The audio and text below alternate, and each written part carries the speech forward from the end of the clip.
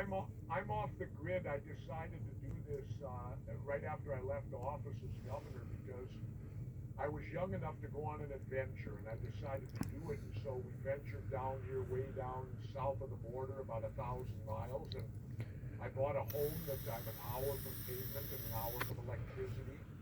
And I've been living down here now off and on for going on 8 years. And now that I have this show, I may be down here permanently with not returning to the United States soon because I love it down here off the grid. I love the people where I live.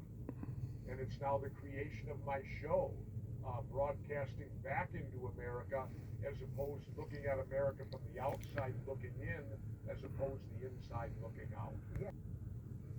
Well, I didn't feel I have to, but I just felt I wanted an adventure. I was turning, at the time, I was just gone over 50, and your window of opportunity and time, it got to the point, Dave, I'll give it to you blunt. Yeah.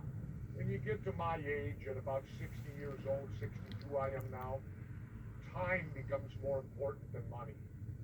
And so that was the reason I did it. I wanted to go on the adventure. And it has been that. And now it's paid off because I have the show off the grid. And, we're in a situation right now where if you criticize the U.S. government, they might kill you with a drone because they don't have to take you to court anymore.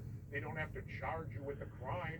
They don't have to go through due process at all. They can just shoot you and kill you with a drone if you become a problem. So we got all the time over here, but you're actually living. You actually felt that I guess you have enough influence or your voice is powerful enough that you actually felt, I assume, some sort of threat, either maybe not spoken, but just sort of unspoken. Is that fair to say?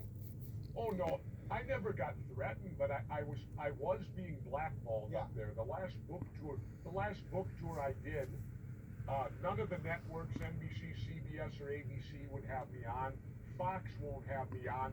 MSNBC won't have me on. CNN has me on occasionally.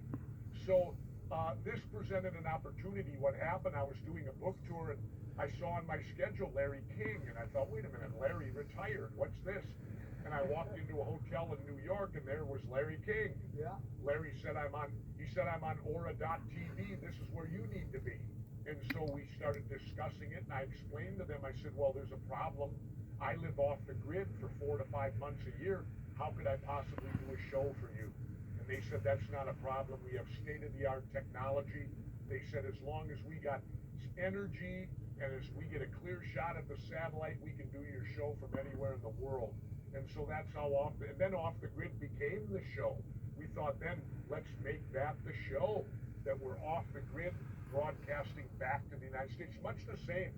I don't know if you're old enough to remember, but when Wolfman Jack first hit, the famous shock jock, disc jock, way before Howard Stern, the mystique about the Wolfman with all the teenage kids, I remember it, was that they wouldn't let the Wolfman broadcast from the United States.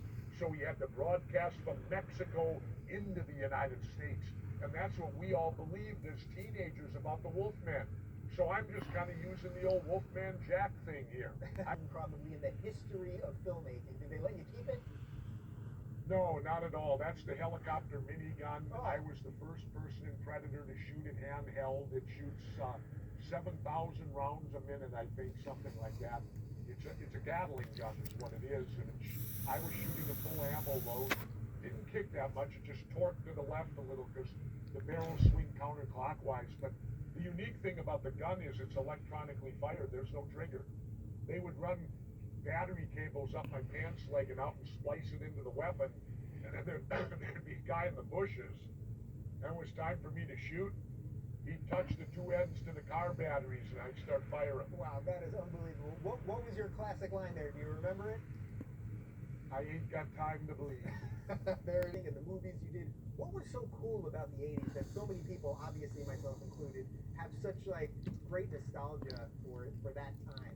Well, what happened was wrestling went national all of a sudden. It had been in 26 regionalized territories.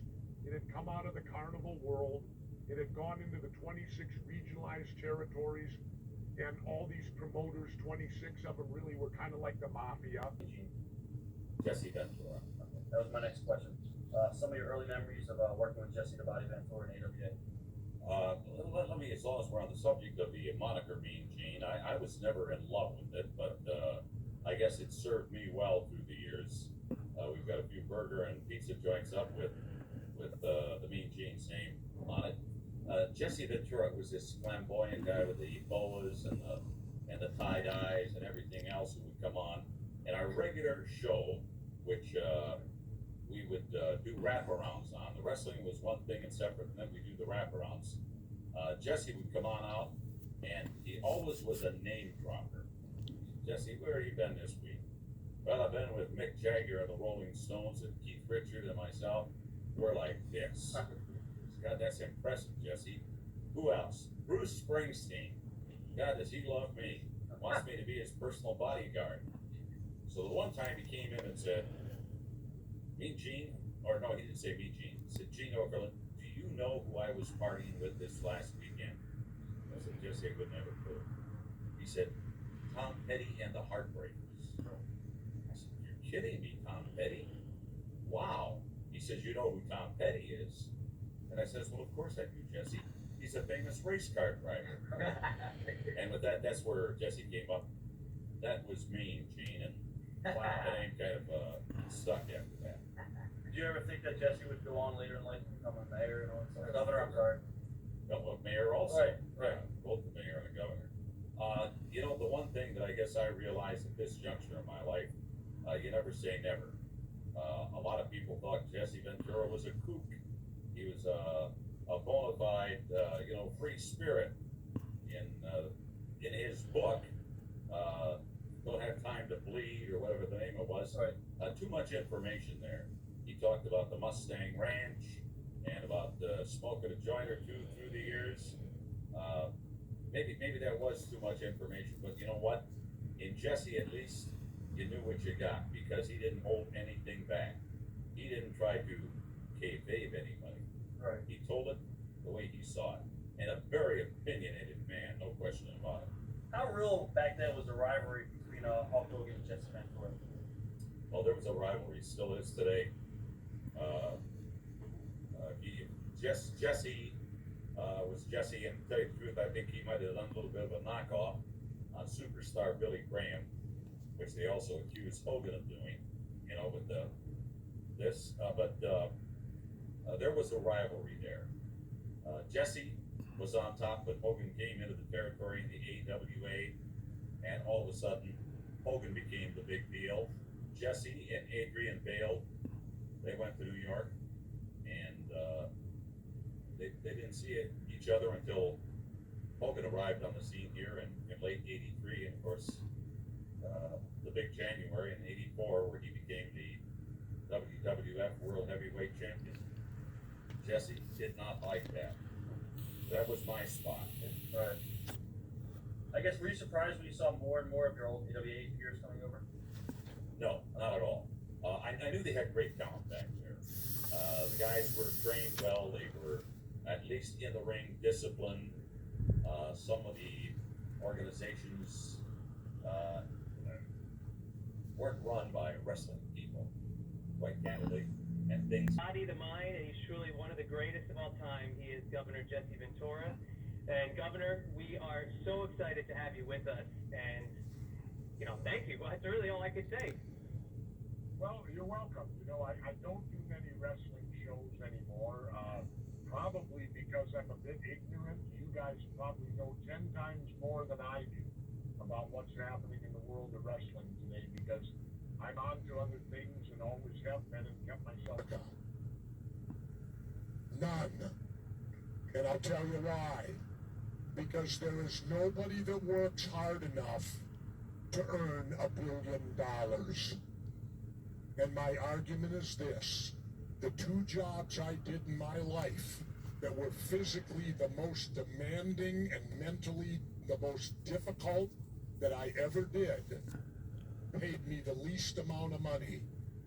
One was going through buds, and I challenge any billionaire to put up with 6 weeks of that at $62 every 2 weeks, And the second was right before I went in the Navy.